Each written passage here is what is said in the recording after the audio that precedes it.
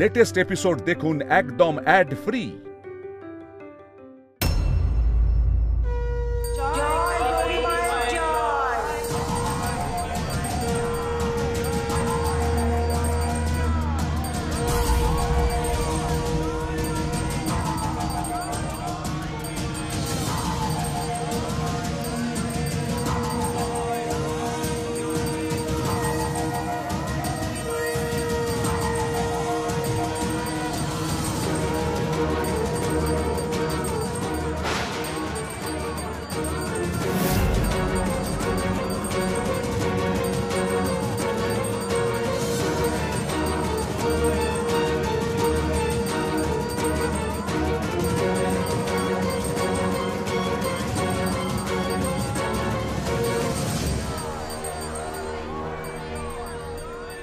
কি হচ্ছে আমার?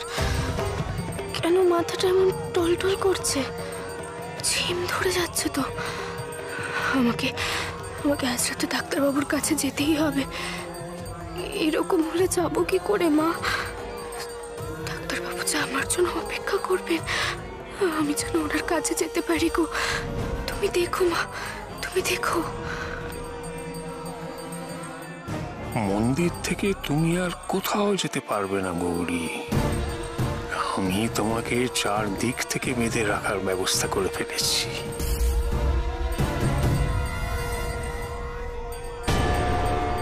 আজ তুমি আমার জায়গা দখল করে বসেছ তো গৌরী। আজ আমি দাসী হয়ে তোমার সেবা করছি। ভেবেছ শৈলমা শেষ?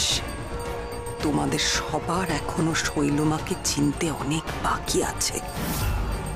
আমার বাবাই এখন আমাকে চেনেনি।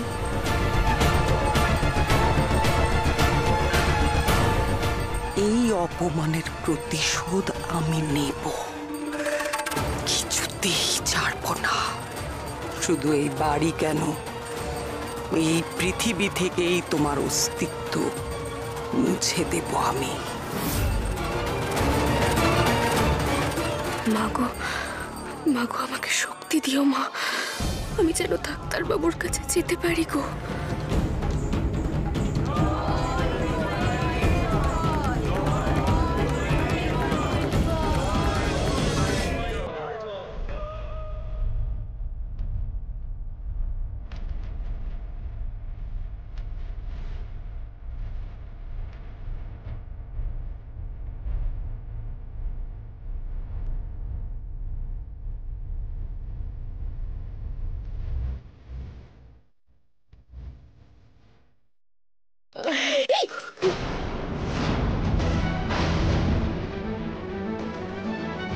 কি হচ্ছে ব্যাপারটা?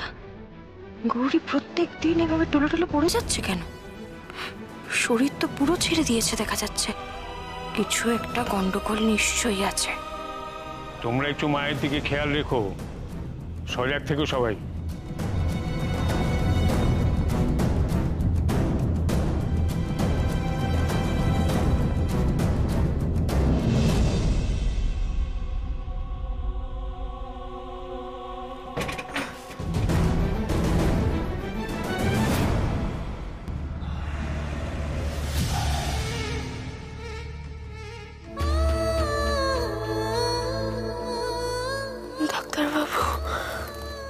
ডাক্তারবাবু আমার জন্য অপেক্ষা করছে তো। আমাকে যেতেই হবে, আমাকে যেতেই হবে ডাক্তারবাবুর কাছে, যেতেই হবে।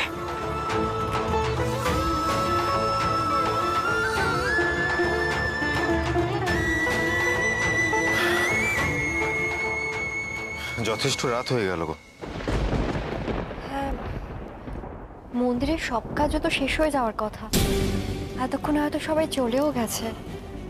তাহলে কি বৌদি আর আসবেই না? শোনো, অনেক রাত হয়ে গেছে, যাও এবার তোমরাও ঘরে যাও, গিয়ে রেস্ট নাও। আর একটু অপেক্ষা করে দেখা যাক। ছোটকা, সন্ধে থেকে রাত অবধি তো অপেক্ষা করছি, আর কতক্ষণ দেখবে বলো তো? এ তো সেই সবরই প্রতীক্ষা হয়ে গেল। যার আশার থাকে ছোটকা, সে এমনিতেই আসে।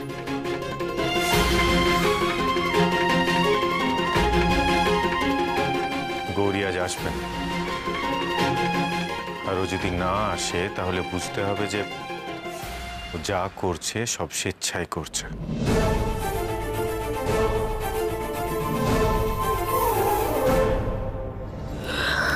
আমি আসছি ডাক্তারবাবু, আমি আসছি, আমি আসছি, আমি আসছি,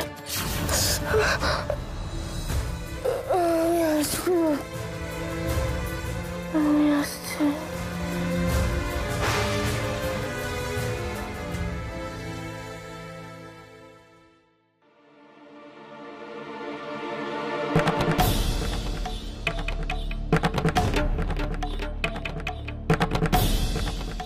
গৌরীমা কি বিশ্রাম নিচ্ছেন?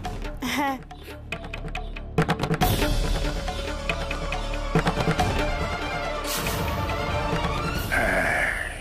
ঠিক যেমনটা চাইছি তেমনটাই হচ্ছে। মাগো, সবই তোমার কৃপা।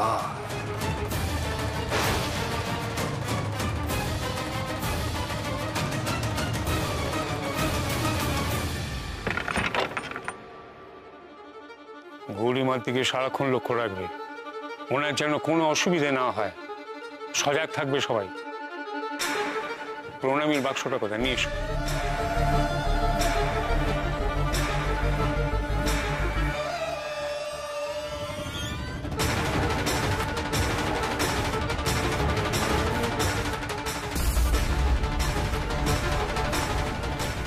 যা বললাম খেয়াল থাকে যেন।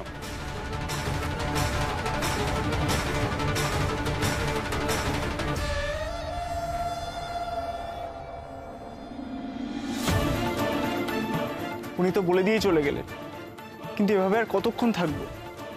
এভাবে তো ঘুম পেয়ে যাচ্ছে। মা এখন গভীর নিদ্রায় আছে, মা এখন জাগবেন না। চলো আমরা ঘুরে আসি। হ্যাঁ তাই চলো, একটু ঘুরেই আসি।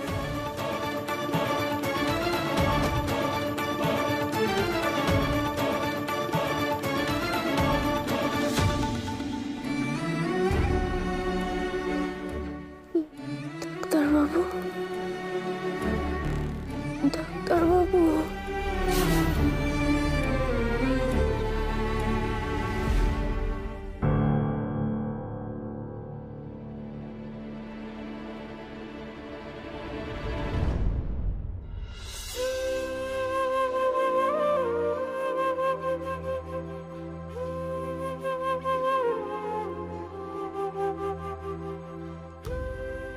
আমার জীবনের সবচেয়ে দামি জিনিসটা আমি পেয়ে গেছি। আপনাকে পাওয়ার থেকে ভালো কিছু তো আর হতে পারে না। তাহলে বলো গৌরী, যে আর কোনোদিনও আমার কাছ থেকে হারিয়ে যাবে না? কখনো না ডাক্তারবাবু, আর কোথাও যাব না আপনাকে ছেড়ে।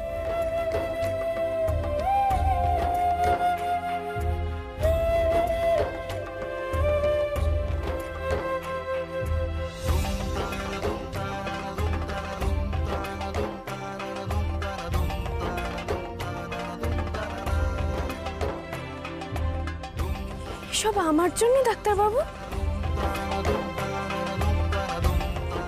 সব তোমার জন্য। আচ্ছা গৌরী, তুমি ছাড়া আমার আর কে আছে বলো তো?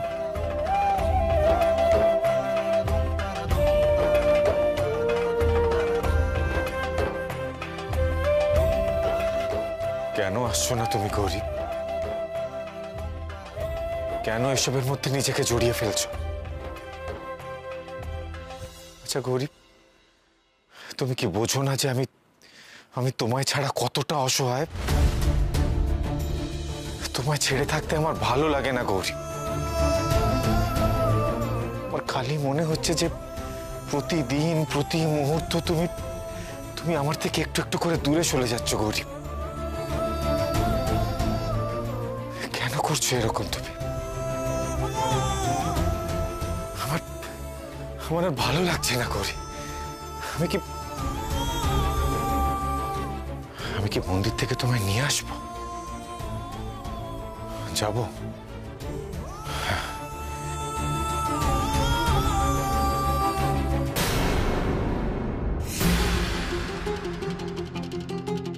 তোমাকে কি এখানে জোর করে আটকে রাখা হয়েছে?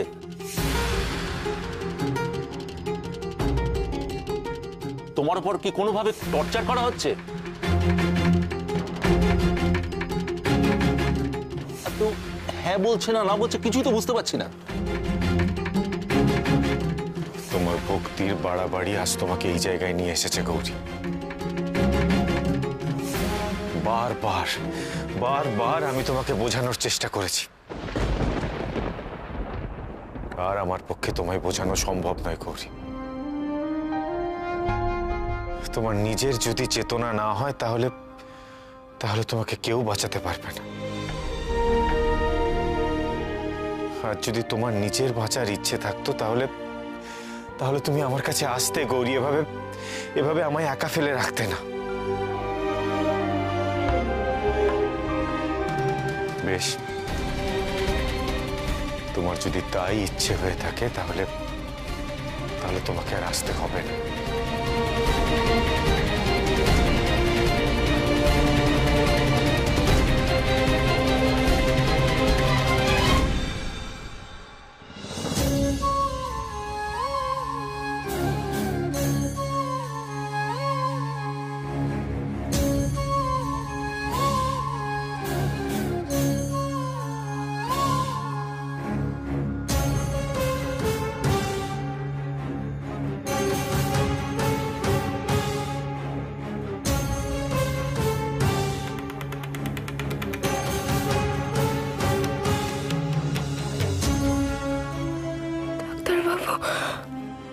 ডাক্তারবাবু নিশ্চয়ই আমার জন্য অপেক্ষা করছে। অনেক দেরি হয়ে গেল। না না না, আমাকে যে করে হোক ডাক্তারবাবুর কাছে যেতেই হবে, যে করে হোক যেতে হবে আমাকে।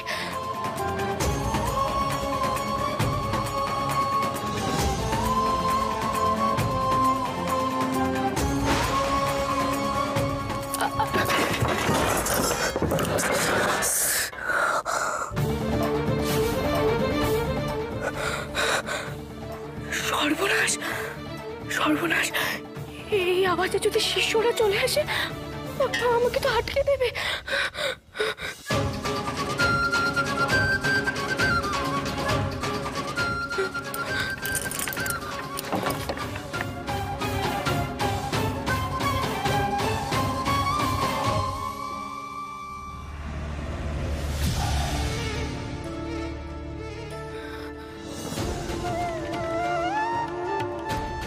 মাগো, তুমি আমাকে বাঁচিয়ে দিয়েছো মা।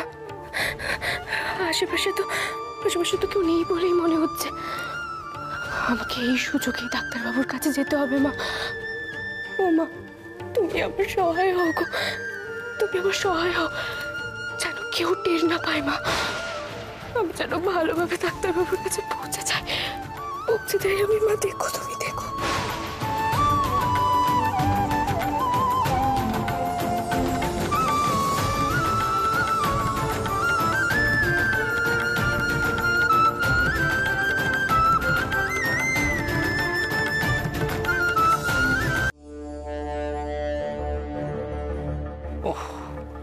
বহুদিন পর প্রণামীর বাক্স এভাবে টাকায় উপচে পড়া দেখছি।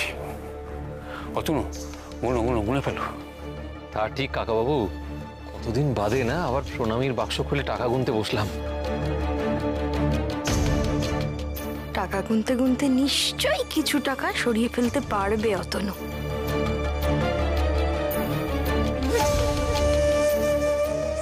গৌরীমা সবে প্রকাশ্যে এসেছে, তাতেই এই অবস্থা। এরপর আরেকটু জমে গেলে তো সোনা দানা মণিমুক্তর বৃষ্টি হবে। যা যা হারিয়েছে এতদিনে সব আবার ফিরে পাওয়া যাবে গৌরী মায়ের কল্যাণে। গৌরী মাই হচ্ছে এখন আমার সোনার ডিম পাড়া হাঁস, আমার সম্পদ। বলছি, দেখো না যে কেউ কোনো সোনা দানা দিয়েছে কিনা।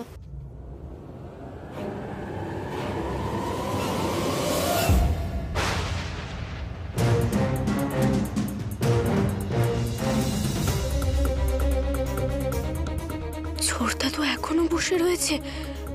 আমাকে কোনোভাবে দেখতে পেলে এক্ষুনি মন্দিরে নিয়ে গিয়ে বন্ধ করে দেবে, আরো কড়া পাহারা বসিয়ে দেবে।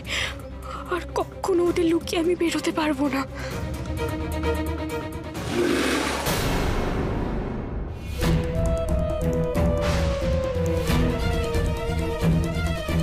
কি হলো? কিসের আওয়াজ ওখানে? কেউ আছে নাকি?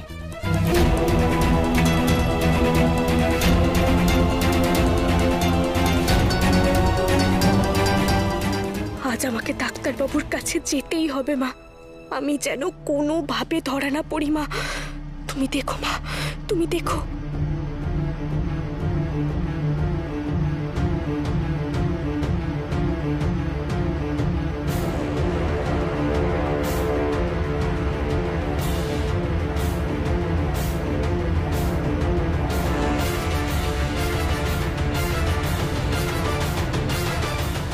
তনু, মাধুরী,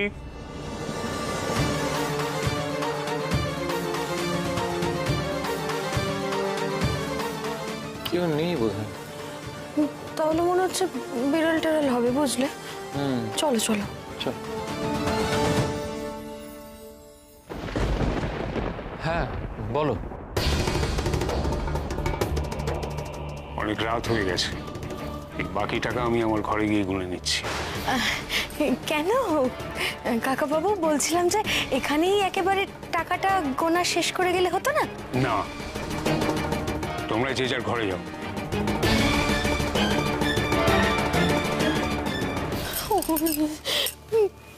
দেখলে, তুমি দেখলে একবার কেমন টাকা পয়সাগুলো মুখে আগলে নিয়ে একেবারে চলে গেল। আচ্ছা, ওনার টাকা পয়সার এত কি দরকার আমাকে বলতে পারো? যথেষ্ট তো বয়স হয়েছে ওনার। এখন টাকা পয়সাগুলো ছেড়ে দিয়ে একটু ভগবানের নাম করতে পারেন না উনি? আরে বাবা, তবে তো শুরু হলো, দাঁড়াও না। এরপর এরকম কত সুযোগ আসবে, কত আগলে রাখবে। চলো, রাত হলো।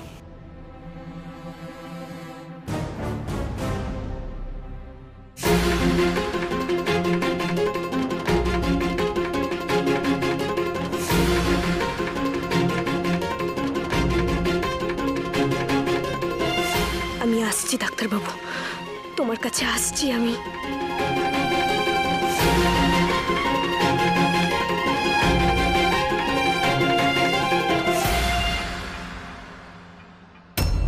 তুইও বলছিস যা হচ্ছে সব ঠিক হচ্ছে, তুই কি করে বলছিস মা? ও বাবা বাবা, আমি তোমাকে কি করে বোঝাই বলো তো? আমি তোমার কষ্টটা বুঝতে পারছি, তোমার যন্ত্রণাটা ফিল করতে পারছি, কিন্তু কিন্তু বাবা, যেটা আমার সাথে ঘটেছে সেটা তো আমি অগ্রাহ্য করতে পারি না। আমি আমার নিজের চোখে যেটা দেখেছি, যেটা যেটা আমি অনুভব করেছি, সেটা তো আমি ভুল বলে জাস্ট উড়িয়ে দিতে পারি না বাবা। ও বাবা, তুমি বলো না, তুমি তো আমায় দেখছো, আমার সঙ্গে যেটা ঘটেছে সেটা অলৌকিক নয়? মানে এতগুলো বছর ধরে এত রকমের ওষুধ, এত রকমের ডাক্তার দেখানো হয়েছে, কিন্তু তবুও তাতে কোনো লাভ হয়নি, আমার হাত ঠিক হয়নি। অথচ গৌরী, ওর একটা স্পর্শে আমার হাত ঠিক হয়ে গেল। বাবা বিশ্বাস করো, এখন আমার মনেই হয় না যে আমার এই হাত চিরদিনের মতো অকেজো হয়ে গেছিল। দেখো, একদম নর্মাল। এটা কি করে সম্ভব?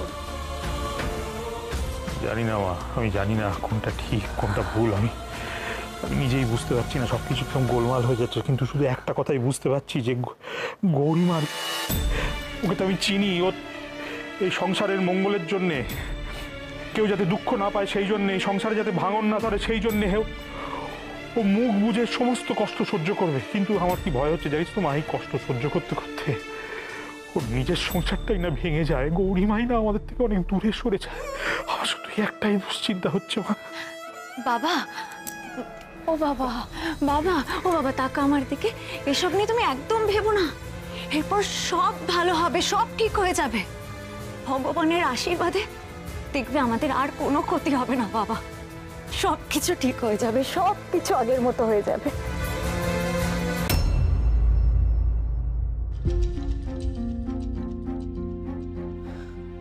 আমার কি অবস্থা হয়েছে মা, নিজের বাড়িতেও চোরের মতো যেতে হচ্ছে।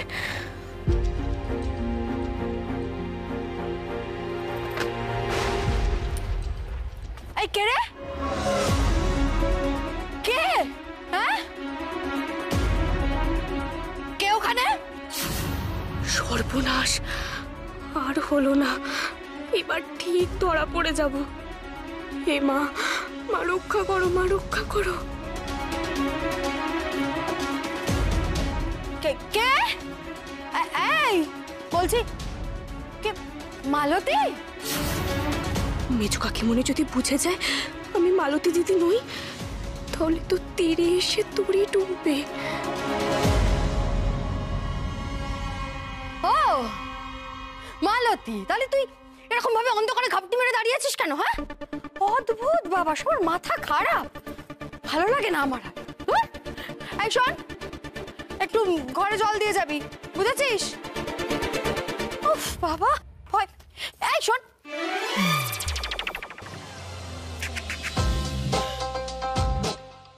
মালতী এই তো এখানে ছিল, হঠাৎ করে হাওয়ায় মিলিয়ে গেল নাকি? ওরে বাবা রে, আমার সাথেই কেন এরকম হয় তোর বাবা? তার মানে দিনারা কি আমাকে? রাম রাম রাম রাম রাম রাম রাম রাম রাম রাম রাম রাম রাম রাম।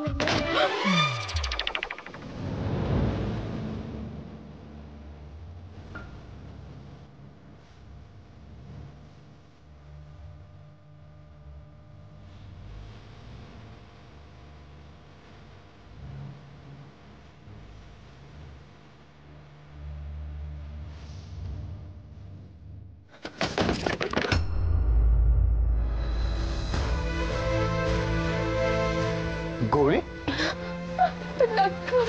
গৌরী, গৌরী তুমি এসেছো? এসে গেছি ডাক্তারবাবু, আমি এসে গেছি। গৌরী, তোমার কি অবস্থা হয়েছে? চোখ এরকম লাল কেন? এসো, এসো, বসো এখানে। এই নাও জল খাও।